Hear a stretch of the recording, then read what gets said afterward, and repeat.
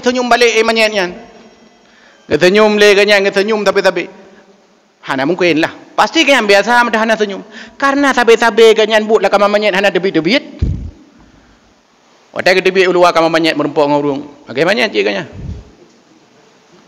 Biasa kan? Hana senyum juga. Pekan. Kan hana senyum karena pengaruhi lingkungan bunoi. Karena lingkungan bisa mempengaruhi dia, bukan dia yang mempengaruhi lingkungan. Ini bahayanya. Karena dosa sudah terlalu banyak kita cium sehingga menyebabkan ghibah itu yang amat luar biasa bagi kita biasa-biasa saja. Bahkan biasa-biasa saja karena sudah terbiasa kita cium, bahkan kita lakukan terus-menerus sehingga rasanya tidak bau lagi. Bahkan yang paling parah, yang ironis adalah pada saat kita menganggap itu bukan lagi dosa, sesuatu yang kebiasa. Sampai para ulama mengatakan 4 efek negatif ghibah itu. Efek pertama gara-gara ghibah, kata para ulama. Assalamualaikum warahmatullahi wabarakatuh. Banyak sekali pertanyaan jamaah, Ustadz kasih kami channel untuk kajian anak-anak muda. Di antara anak muda berasal dari Aceh, luar biasa. Channelnya Maulizul Akbar Nak. Tonton, subscribe, like, share, komen. Assalamualaikum warahmatullahi wabarakatuh.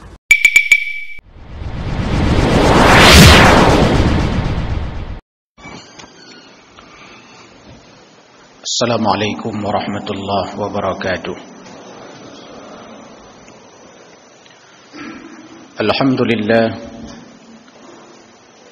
Wassalatu wassalamu ala Rasulillah wa ala alihi wa sahbihi wa mawalah.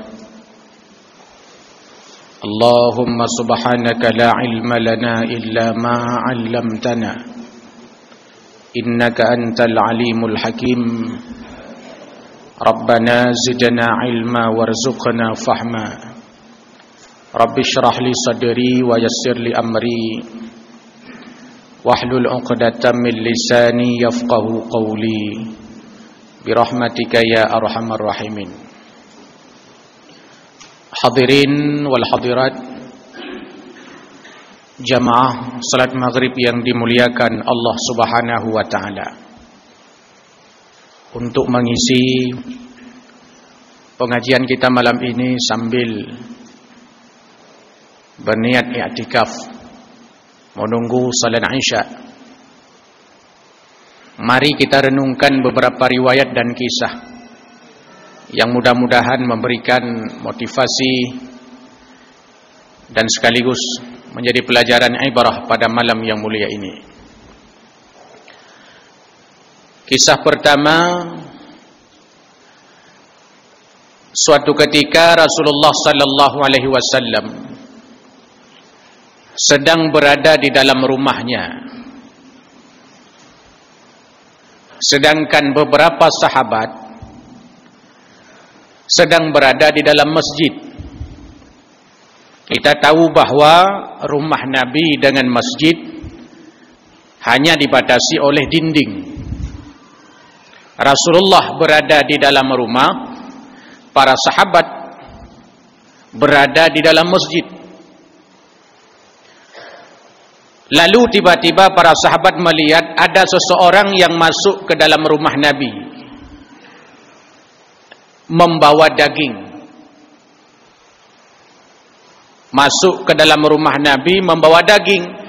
Lalu dilihat oleh para sahabat. Pada saat para sahabat melihat bahwa ada orang yang masuk ke dalam rumah Nabi dengan membawa daging, sebungkus daging, maka di antara sahabat yang duduk di dalam masjid itu adalah Zaid bin Thabit radhiyallahu anhu. Ngapain mereka di dalam masjid? Mereka sedang mengulang pelajaran-pelajaran yang diberikan Nabi sallallahu alaihi wasallam. Sedangkan Zaid bin Thabit sedang menghafal hadis-hadis Nabi sallallahu alaihi wasallam. Lalu para sahabat ini sebagiannya meminta kepada Zaid bin Thabit untuk masuk ke dalam rumah Nabi agar meminta sebagian daging yang diserahkan oleh orang tersebut. Kenapa mereka menyuruh Zaid bin Sabit? Karena Zaid bin Sabit ini salah satu sahabat yang berada dalam kelompok majlis pada saat itu yang dekat dengan Nabi SAW.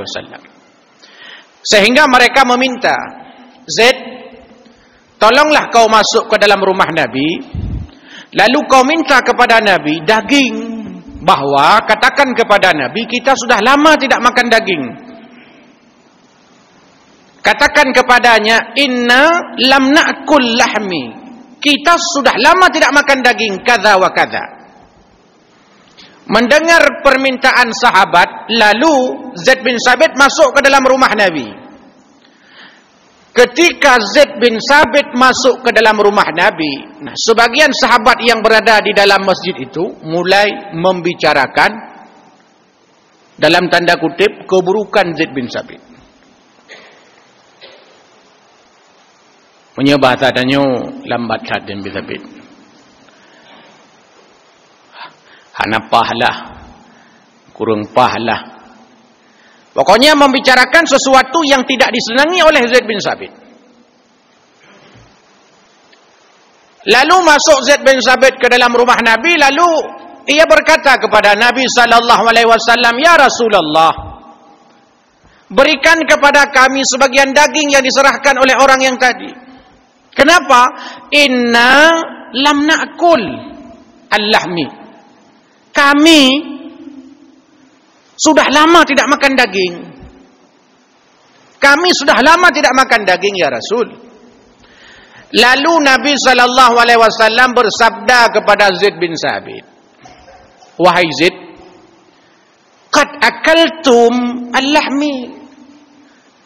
Keluar kamu dari rumah, sampaikan kepada para sahabat di luar, katakan kepada mereka, kalian sudah makan daging.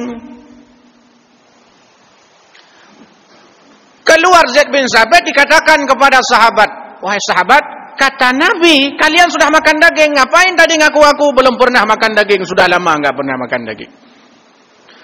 Sahabat mengatakan kepada Zaid, Zaid, katakan kepada Rasul, memang kami belum pernah makan daging.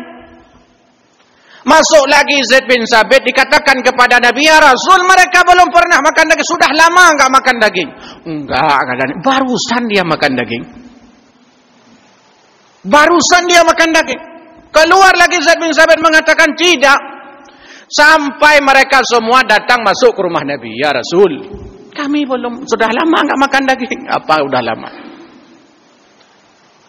Qad akaltum al-lahmi akhikum. Barusan tadi kau sudah memakan daging, yakni daging saudaramu. Kau enggak percaya? Kalau seandainya kalian tidak percaya, coba ludah.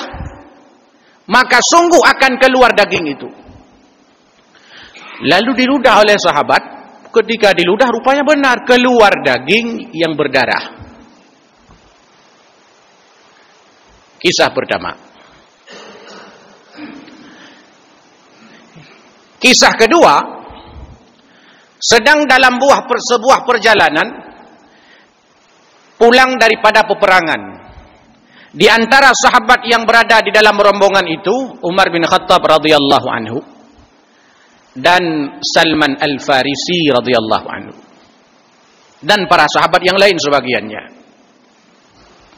Di tengah malam, karena tidak mungkin lagi mencapai tempat tinggal mereka, lalu mereka membuat kemah di dalam perjalanannya. Dibuat beberapa kemah.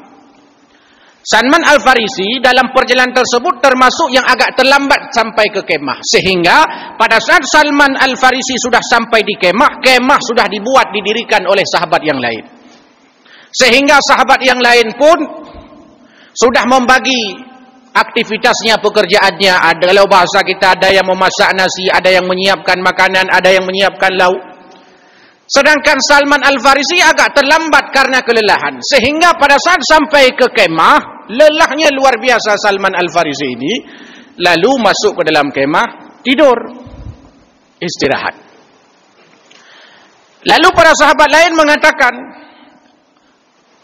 ini kita sudah mendirikan kemah, kita sedang masak, kita sudah menyiapkan lauk pauk. Sedangkan Salman enak-enak saja dia tidur sendiri. Bangunkan Salman. Untuk apa kita bangunkan? Bangunkan Salman, minta dia pergi ke kemah Nabi SAW, minta daging pada Nabi sebagai lauk pada malam ini. Dibangunkan Salman Al-Farisi, bangun ia, kemudian pergi ke kemah Nabi SAW. Ketika Salman pergi berangkat ke kemah Nabi, beberapa sahabat ini mulai membicarakan sesuatu yang tidak disenangi oleh Salman Al-Farisi. Menyebah tadanya, kiban cara Salman dipikir ji mentang yang he tanya kon he ji dawo perang. Mata ji ja ya mentang la kemah. Membicarakan sesuatu yang tidak disenangi. Lalu Salman meminta kepada Nabi, ya Rasul, para sahabat ini meminta daging sebagai lauk pada malam ini. Nabi mengatakan, tidak perlu banyak makan daging. Mereka baru saja makan daging. Pergi Salman Al-Farisi, katanya sudah diberikan daging. Sudah ada daging. Belum. Lapor lagi Salman Al-Farisi, sampai bolak-balik 3 kali. Lalu Nabi mengatakan kepada mereka bahwa pada saat kalian membicarakan Salman Al-Farisi, pada saat itulah kalian sedang makan daging. Kisah yang ketiga. Suatu ketika Rasulullah SAW sedang bermajelis dengan para sahabat. Ini hadis dari Jabir bin Abdullah.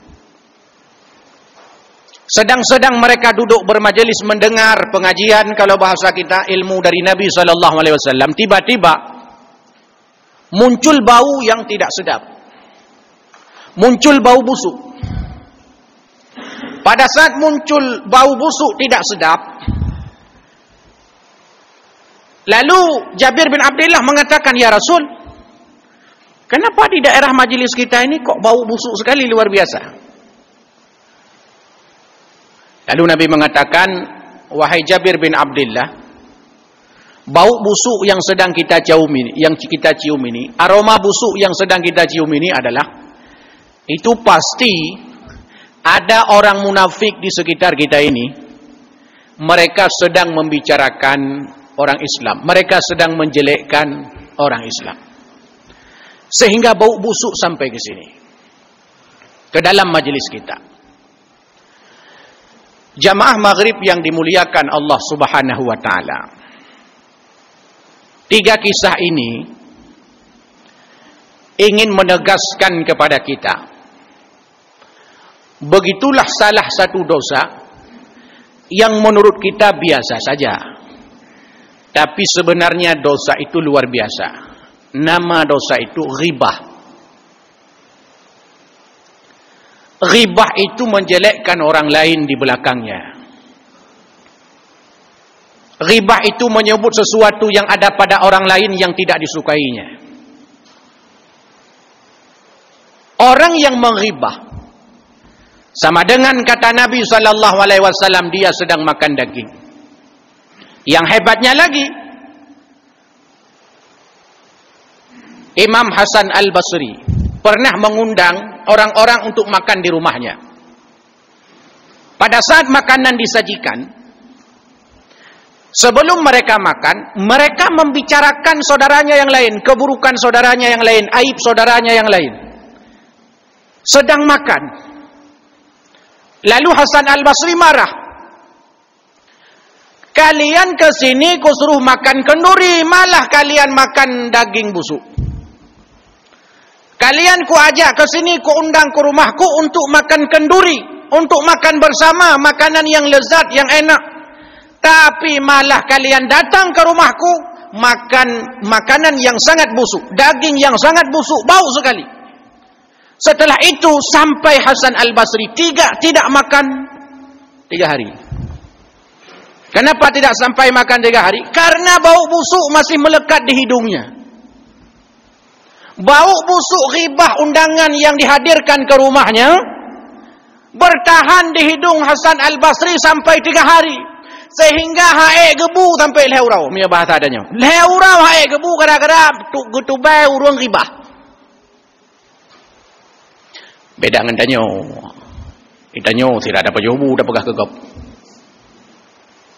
Hasan Al-Basri haik gebu leura gara-gara gedengar urang pegah kegop bau busuk luar biasa.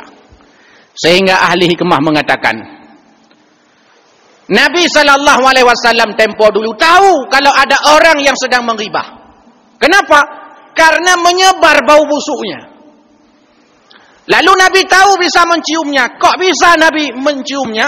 Karena hidung Nabi, kata ahli hikmah, masih bersih.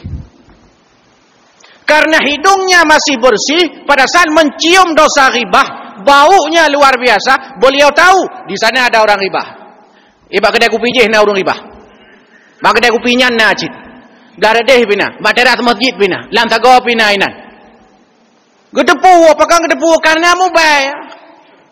Lantas para ahli hikmah mengatakan, kenapa kita tidak tahu? Karena sudah terlalu banyak dosa di hidung kita ini.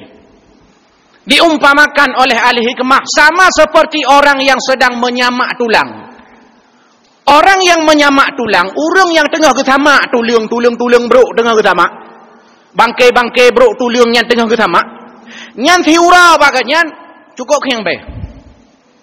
Wate pumpung kerja bagiannya king dah be. Tapi seminggu, 2 minggu, 5 minggu, 3 bulan, 2 bulan, 3 tahun, muton inan kau kerja, hana belengu. Pakan hana bele kabiasa donggot nyan geco matanyan kabiasa. Nyan persih lagi urung kuto, dragu kuto. Sehingga dalam rumah masya-Allah. Baile urung makameng boy demong dalam. Tapi bagi gotnya di dalam rumahnya biasa mentong. Tidak bau menurut dia. Kenapa tidak bau? Karena sudah terbiasa. Memang ngetranya tepe-tepe kecil minai rumah putar. Pajan baru merasa bawa makin tak berumah danyo pajan. Wate jago. Jago buka oma. Itu ne puhan ne bom nyem wangi no.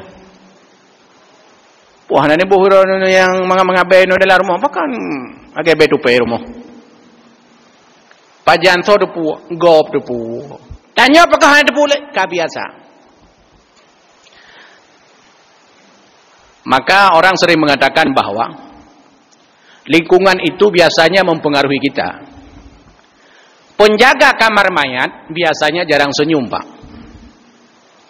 Kenapa penjaga kamar mayat jarang senyum? Karena memang kerja aktivitas 24 jam langkah manyet inan.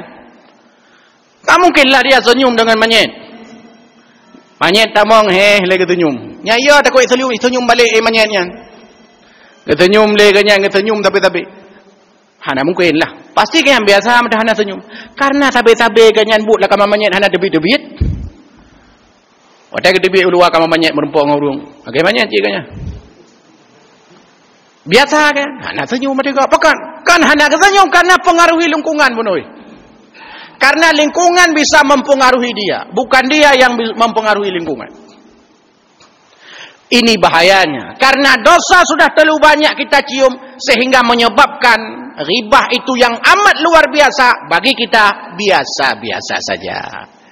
Bahkan biasa-biasa saja karena sudah terbiasa kita cium, bahkan kita lakukan terus-menerus sehingga rasanya tidak bau lagi. Bahkan yang paling parah, yang ironis adalah pada saat kita menganggap itu bukan lagi dosa, sesuatu yang kebiasa.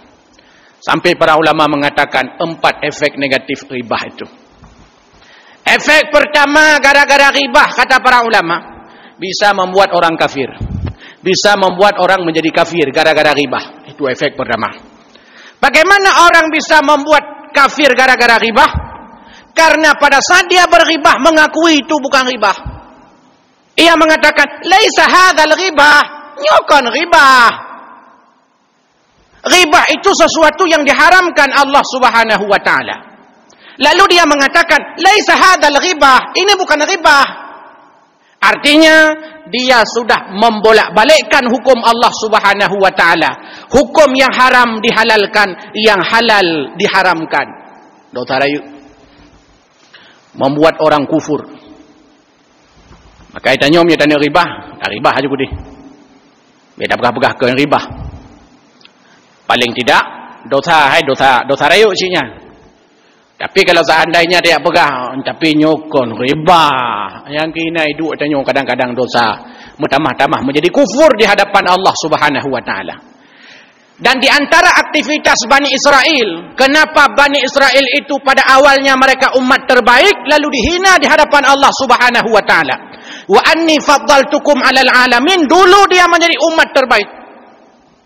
Tapi menjadi umat yang hina. Apa sebabnya? Salah satu perilaku Bani Israel itu adalah mereka membolak-balikkan hukum Allah Subhanahu wa taala. Yang halal diharamkan, yang haram dihalalkan. Kita tahu bahawa Bani Israel itu dilarang oleh Allah Subhanahu wa taala untuk mencari ikan pada hari Sabtu. Karena bagi mereka Bani Israel, hari Sabtu itu adalah hari terbaik, hari mulia. Maka hari mulia diisi dengan kebaikan-kebaikan. Diisi dengan ibadah kepada Allah Subhanahu wa taala. Dilarang Bani Israel hari Sabtu pergi ke laut untuk cari ikan. Tapi Bani Israel ini mengakali aturan Allah Subhanahu wa taala. Punya bahasa tanya, karena orang Sabtu hang bijak laut, sepuluh Jumaat ia tiap bukat. Pajak ni cok, bengah minggu. Sepuluh Jumaat ila boh bukat ke deh laut. Bengah minggu ia cok ungkut. Tarik bukatnya. Dia tanya ngelegap, "Hai. Pakan tadi bukat? Hana yang penting kau orang Sabtu." Kami kan tak cari ikan hari Sabtu. Begitu dia akali aturan hukum Allah Subhanahu wa taala. Bagi kita umat Islam, hari mulia itu hari Jumaat. Uro Jumaat, uro mulia.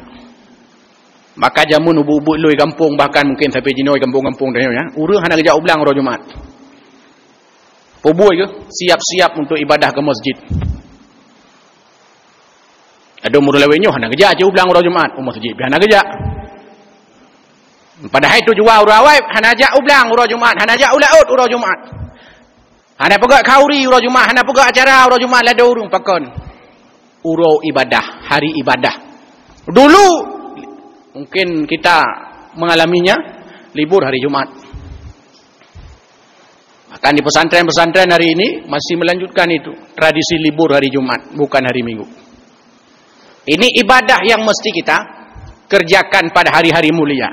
Bani Israel menjadi hina di hadapan Allah Subhanahu wa taala, yang awalnya Allah muliakan, Allah angkat derajatnya. Salah satu sebabnya karena menghalalkan yang diharamkan Allah dan mengharamkan yang dihalalkan Allah Subhanahu wa taala. Orang yang mengatakan bahawa ghibah itu bukan ghibah padahal sebenarnya ghibah, sama dengan dia sudah membolak-balikkan hukum Allah. Efeknya besar. Jadi kufur di hadapan Allah Subhanahu wa taala. Sebab yang kedua, kata para ulama, efek negatif ghibah itu bisa menyebabkan orang menjadi nifaq, munafik. Kenapa gara-gara ghibah seseorang bisa munafik? Karena dia sedang membicarakan seseorang, membicarakan kejelekan seseorang, membicarakan sesuatu yang tidak disenangi oleh seseorang, dan orang tersebut lawan bicaranya sudah tahu siapa orangnya tanpa dia menyebut namanya, membuat dia menjadi munafik. Kenapa menjadi munafik? Gara-gara ghibah. Ketika seseorang membicarakan kejelekan saudaranya, walaupun tanpa menyebut namanya, tapi orang yang mendengarkannya tahu siapa orang yang dimaksud itu, dia menjadi munafik. Nifak, dua muka, bube dua jap, terkap dua muka, kono tahu kedih hirap, ban dua pat mata melebah. Munafik. Ketika dia berada di hadapan kita, oh Masya Allah, luar biasa, tokoh drone, mata muka, tem likut, ana betul je. Pane tokoh kon tukok katukok kagak, melikut. Ketika berhadapan, Masya Allah, luar biasa indahnya ucapannya. Tapi ketika berada di belakang, malah menjelek-jelekkannya. Itulah pekerjaan orang munafik. Orang munafik ketika berada dalam lingkungan orang Islam, dia mengakui, saya Muslim, saya Islam, saya murni Islam, saya cinta Islam. Kalau mentang Islam, nek long Islam. Enda tu long nyen mandum Islam. Rok balong Islam anu cucu-cucu long Islam. Ketika berada bersama orang Islam, ketika pergi berangkat berada bersama orang kafir, lalu mengatakan kepada mereka, "Iro aku kau Islam, panen aku pengawanyo, pura-pura mentang." Hanya mulut saja yang Islam, mulut saya saja yang Islam, pengakuan Islam hanya di mulut, tapi hatinya ingkar kepada Allah Subhanahu wa taala. Di Aceh ada dulu namanya Senok Hokronyi. Dalam sejarah Aceh.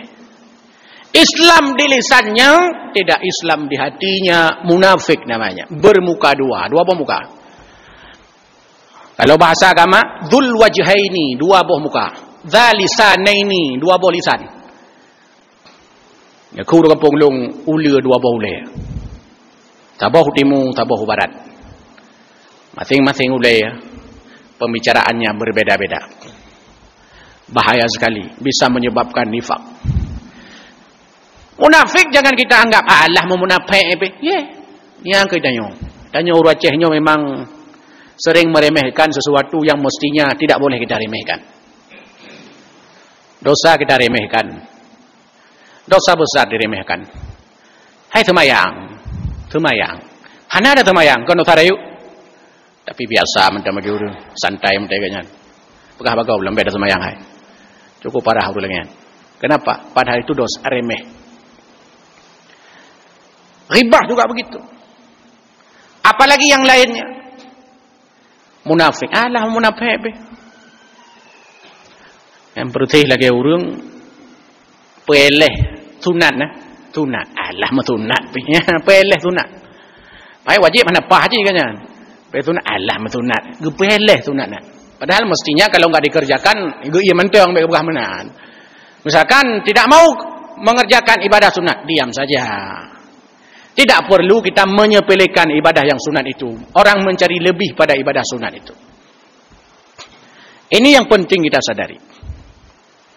Begitu juga munafik. Status munafik itu status yang berbahaya. Berapa banyak orang-orang munafik pada masa Nabi SAW. Di antaranya Musailamah Al-Kazzab. Yang pada akhirnya ia mengakui sebagai Nabi palsu.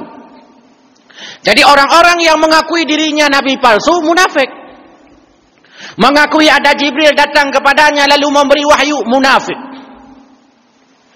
Itu bahaya munafik. Bahkan dalam Al-Quran, identifikasi tipologi orang-orang kafir lebih jelas daripada tipologi orang-orang munafik. Pada masa Nabi SAW mudah dijumpai, mudah ditebak, mudah diidentifikasi, mudah dikelompokkan, itu orang kafir, gampang. Jelas atributnya, jelas barangnya, jelas orangnya, jelas karakternya, jelas KTP-nya, jelas. Kalau bahasa kita. Tapi orang munafik hanya jelas anggung. Bak KTP Islam. Tapi petai berapa kerek tepu. Kerek tepu berapa. Munafik. Sehingga rambu-rambunya susah kita tebaknya. Itu lampu kape, hana jelah. Dalam dunia binatang li'laq. Jika naik pelati TI. Naik pelati TI. Nah, bak tengah-tengah sabah tu. Li'laq ke pelati hanja ke TI pe hanja. Boh pe hana tu. Nyait yang li'laq ni. Li'laq artinya li'laq dalam iman, ya. Li'laq dalam iman bukan li'laq dalam partai. Ya partai hana pu tiga ada mau partai je, mau tuku ada mau partai je. Hana pupu je partai banyak untuk ideologi keimanan. Tiga partai je, rumah nai pilih dah partainya, tak ada partai je. Silakan. Tapi ini soal iman ini. Li'laq dalam bidang keimanan ini bahaya sekali. Munafik. Yang ketiga efek negatif daripada ghibah itu adalah maksiat. Kenapa maksiat? Karena kita menyebut sesuatu yang tidak disengani oleh orang lain. Maksiat. Sama seperti kita marah ketika disebut kekurangan kita, ketika disebut kejelekan kita, ketika disebut aib kita oleh saudara kita, pasti kita marah. Nah kekurangan bak danyo pasti, ya pegah bago, pasti danyo dege demnya dah depu. Tampil dah pegah, pu ya pegah baganya, mereka kai depu dah aku salah kembar. Dah aku pegah mendam pu ya pegah baurunya hana mupu abe. Marah pasti. Begitu juga orang lain. Maka orang sering mengatakan sebelum mencubit orang, cubitlah diri sendiri. Tenggelam dan cuti gop, cuti draw le. Nak takit. Hadirin, yang keempat, memang ada kata para ulama ghibah-ghibah yang dibolehkan. Sampai dalam kitab Al-Azkar disebut ada 6 ghibah yang dibolehkan. Namanya tetap ghibah, tapi boleh. Artinya bila seandainya orang melakukannya dia tidak berdosa. Namanya tetap ghibah, tapi hanya dosa. Ghibah yang mubah yang dibolehkan. Menghibah siapa? Menghibah orang-orang ahli bid'ah, aliran sesat, jeut. Tak kun ke Panji Gumilang, jeut. Pokok supaya tidak diikuti oleh orang yang tujuannya. Membicarakan keburukan-keburukan ahli bid'ah supaya orang tidak terpengaruh dengan perilaku tersebut. Menyebut perilaku-perilaku orang-orang sesat, aliran-aliran sesat kita sebutkan. Untuk apa tujuannya? Supaya orang lain tidak mengikuti orang-orang yang tidak tahu. Nyoji tak pegah, taduk pakai kopi dah pegah. Oh maka gawai kan, kalain kualan. Aneh makanya. Masa ada sama yang jauh-jauh pada corona hanali. Putar babji, angkanya be gede, be gede. Kita pegah bangun. Oh nyan unik je alirannya. Atau aliran tak pegah apa? Qala Nabi sallallahu alaihi wasallam fil Qur'anil Karim, nya haba. Nabi sallallahu alaihi wasallam bersabda dalam Al-Qur'an. Oh nyang kakon, terpegah mbak urang. Apa tujuannya? Supaya orang lain tidak terpengaruhnya tujuannya. Membicarakan ahli bidah. Apalagi yang boleh dibicarakan? Pemimpin zalim atau calon-calon pemimpin yang zalim. Kita pegah nyan ben pilih. Pakon, galom terpilih mendang galeganya nak kala. Dia dah pegah, bau urang dah pegah. Mah nak payah pakai mic ini. Bau urang dah pegah, nyan ben pilih. Urang hana betul, mutajid hantam dia.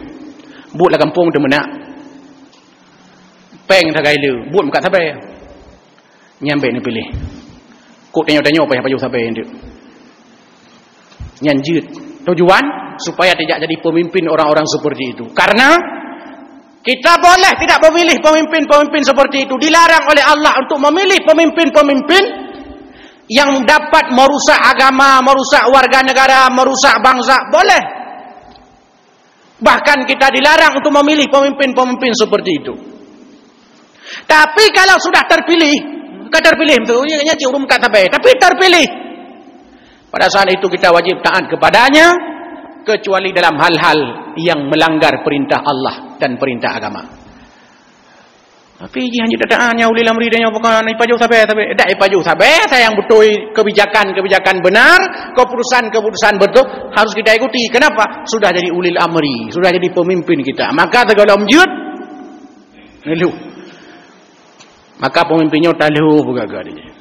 Kita lihat ahli-ahli masjid, orang-orang yang senang ibadah, orang-orang yang senang membantu, orang-orang yang senang dengan syiar agama, orang-orang yang senang dengan pembangunan, orang-orang yang senang dengan kemaslahatan umat, orang-orang yang senang dengan perkembangan ekonomi umat, orang-orang yang senang dengan ekonomi kerakyatan. Kira-kira orang-orang seperti itu.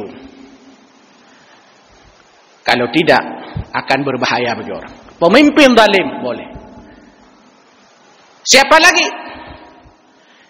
Seorang istri bila seandainya terjadi pertengkaran dengan suaminya, lalu sampai pada jalur mediasi, pengadilan, melapor kepada hakim, boleh membongkar aib suaminya.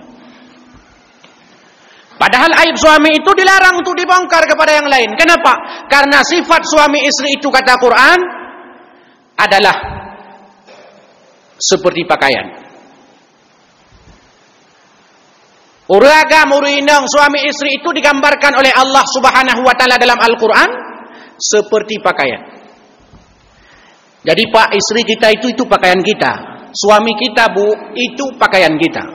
Fungsi pakaian satu kebanggaan. Bangga. Bapak pakai batik, banggalah pakai batik.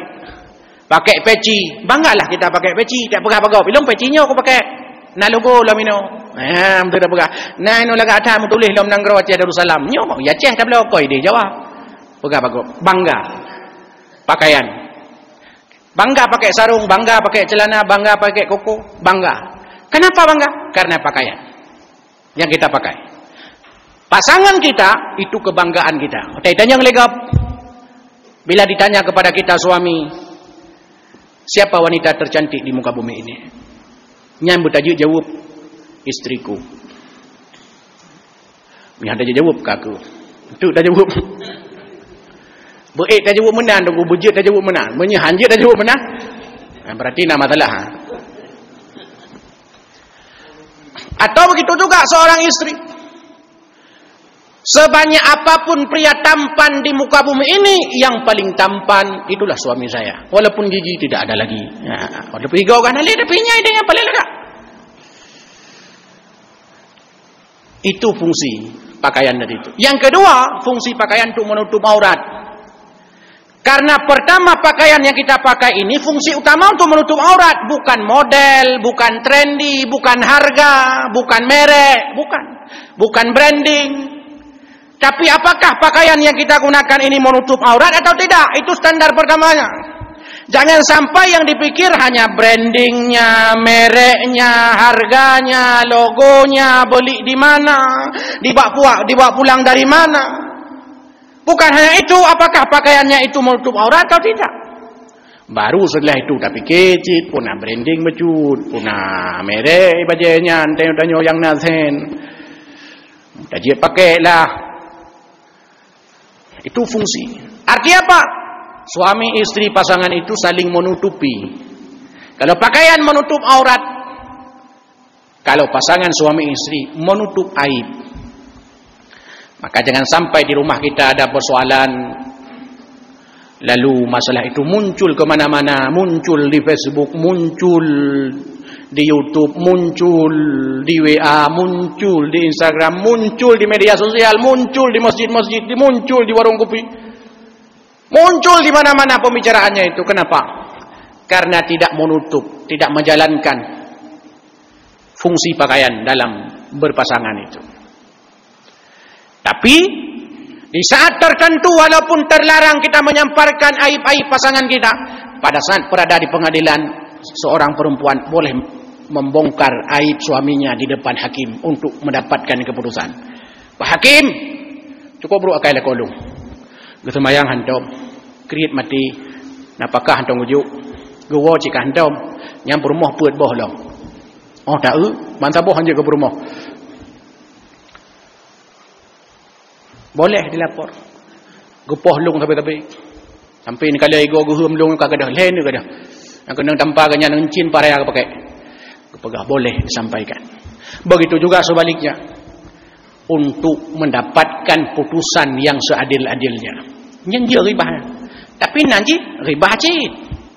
Cuma dibolehkan, mubah kata para ulama. Tidak berdosa orang yang melakukan itu. Bapak Ibu hadirin yang berbahagia. Maka dalam Al-Quran Allah sampaikan kepada kita, ya ayyuhalladzina amanu ijtanibu katsiran minadh-dhann. Wahai orang beriman, jauhilah banyak prasangka. Inna ba'dadh-dhanni itsmun. Karena banyak prasangka, sebagian daripada prasangka-prasangka itu dosa. Artinya, ada prasangka yang benar, ada prasangka yang salah. Ada prasangka yang membuat kita itu berdosa di hadapan Allah. Wala tajassasu, jangan cari-cari kesalahan orang. Wala yaghtab ba'dukum ba'dha. Jangan saling menjelekkan satu dengan yang lain. Jangan saling menghibah antara satu dengan yang lain. Jangan cari-cari kesalahan orang. Kita ini di musim pemilu ini, boleh kita membanggakan saya punya ini, saya punya itu, saya bisa ini, saya bisa itu. Memang tajud, pegah tajud. Tapi tidak perlu menjelekkan orang. Tidak perlu menjelekkan partai orang. Cukup kita mengatakan bahwa saya sudah melakukan ini, saya sudah mengerjakan ini, saya punya ini, saya bisa ini. Tapi banyak orang hari ini lebih salah gop daripada butui ro. Nyegop salah mandum, JB dah pilih. Kena butui, JB dah pilih. Mandro na pilih. Hanya masalah. Wala tajassasu, jangan cari-cari kesalahan orang. Wala yaghtab ba'dukum ba'dha. Jangan menghibah satu dengan yang lain. Jangan menjelekkan, jangan mencaci, jangan menghina. Baik di hadapannya maupun di belakangnya. Kenapa? Sampai Allah mengajak kita berpikir. ayuhibbu ay ya'kula lahma akhihi maitan fakarihtumuh. Apakah kalian mau kalau seandainya dihidangkan kepada kalian bangkai daripada saudaramu? Maita fakarihtumuh, pasti kalian menolaknya, pasti kalian jijik, pasti kalian membencinya. Begitulah bahaya orang melakukan riba itu. Ada seseorang bertanya, disebut dalam kitab, bagaimana cara kita bertaubat daripada dosa riba? Kita pernah meribah orang. Bagaimana cara bertaubat? Apakah kita harus minta maaf kepada orang tersebut? Setelah kita minta maaf kepadanya, apakah perlu menyebut kesalahan-kesalahan kita? Riba apa saja yang pernah kita sampaikan kepadanya? Sebagian ulama mengatakan boleh kita meminta maaf kepadanya walaupun tidak menyebut kesalahannya. Sebagian yang lain mengatakan boleh kita meminta maaf kepadanya, tapi harus menyebut kesalahan yang dilakukannya.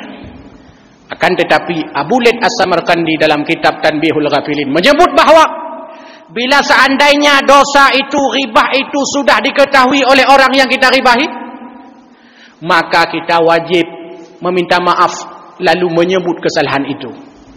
Pakon karena ribahnya kagak dipuai kan. Kagak dipuai ro memang kagak ngerau kata je kan. Kagak dipuai. Kasus dia kagak ngelong tapi. Kagak dipuai kan. Maka cara meminta maaf kepadanya, datang meminta maaf kepadanya lalu menyebut kesalahan itu. Kemah tunggu berusaha aku kau ngerau ni yang kau yang kau pegah drone. Hana betul. Dijawab leurunya memang kagak dipuai. Pun rumah. Itu kalau sudah. Tapi kata Abu Laith As-Samarqandi, bila seandainya ribah itu tidak diketahui oleh orang objek yang kita ribahi itu, maka boleh kita hanya sekedar meminta maaf saja tanpa menyebut kesalahannya, karena orang itu belum tahu tentang apa kita ribahinya. Maka setelah itu bertaubat kepada Allah Subhanahu wa taala. Beristighfar kepada Allah Subhanahu wa taala, memohon ampun kepada Allah Subhanahu wa taala. Saya kira pasti semua kita ini punya dosa itu, termasuk saya. Pasti. Walaupun hanya mengaku, tapi merihi wajah. Semua kita pasti punya salah. Maka salah satu kebiasaan yang bagus adalah pada saat kita berjumpa dengan orang sahabat kita, walaupun keluar dari masjid, kita bersalaman, bermusafahah. Haina hayu urung woi masjid. Watek woi masjid pahala mutamah. Dosa dengan Allah Subhanahu wa taala dihapus, dosa dengan sesama manusia juga dihilangkan. Kenapa? Selesai udah ada biar merempoi di bak parkir ahli desa tu. Tengok takun lelam kagaknya. Tamu ahli desa bermusafahah dengannya. Bayangkan, habis dosa-dosa kita. Tapi bila seandainya ada orang enggak pernah dia datang ke tempat keramaian seperti ini, ke masjid, ke majelis ta'lim, ke tempat-tempat ibadah, maka dosanya terus bertambah-tambah. Bahkan prasangka semakin banyak, semakin hari semakin banyak. Yang berefek pada akhirnya adalah dia menyepelekan dosa-dosa seperti dosa riba ini. Dan pada akhirnya, ketika dosa itu sudah terus kita lakukan, pada akhirnya dosa itu menjadi sesuatu yang biasa saja. Bahaya sekali. Kita kalau melihat ada orang enggak pakai jilbab dulu semua aneh juga padanya. Mana orang pakai jilbab? Yuk lingon awak Cina. Oh, non muslim. Tapi aneh padanya. Kenapa aneh?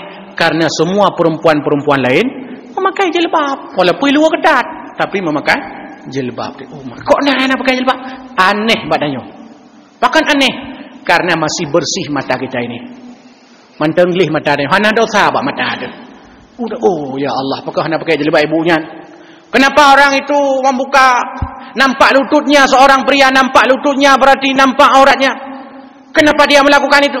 Artinya mata kita ini masih bersih. Tapi kalau kita hidup di tempat-tempat maksiat, hidup di tempat-tempat yang di dalamnya banyak perbuatan yang melanggar aturan Allah, maka lama-lama jadi biasa. Hana aneh tunggu tidak urung hana pakai jilbab. Biasa kabak memang ramai hana pakai jilbab. Memang ramai orang maksiat daripada orang anak maksiat. Saban cit, udah kan. Ditanya jinam. Lada urung. Urung hana semayang, hana aneh makanya. Hana semayang biasa dah. Kenapa? Karena mata kita ini sudah terlalu rusak, sudah terlalu banyak dosa, sudah selalu sering melihat orang-orang yang tidak salat. Sehingga apa mata dia? Biasa mentok. Kenapa jadi biasa? Karena sudah sering kita lihat orang-orang tidak salat. Kenapa? Karena lebih banyak ada kalanya orang yang tidak salat daripada orang yang salat. Sehingga melihat orang yang tidak salat biasa mentok. Tapi ketika pergi pada tempat-tempat yang mayoritas orang ibadah di sana, ketika ada orang tidak salat, jadi asing kita sendiri. Apa yang aku jak lulung Penting bagi kita menyadari hal itu. Minimal adalah untuk diri kita dan untuk keluarga kita. Bapak Ibu sekalian berbahagia, maka sebab itu jauhilah dosa yang kita anggap biasa ini. Banyak orang diazab Allah Subhanahu wa taala di akhirat gara-gara dosa yang satu ini, namanya ghibah, menjelekkan orang lain, menyebut keburukan orang lain di belakangnya. Wallahu a'lam bishawab wa ilaihi maaf, lebih kurang mohon maaf. Assalamualaikum warahmatullahi wabarakatuh.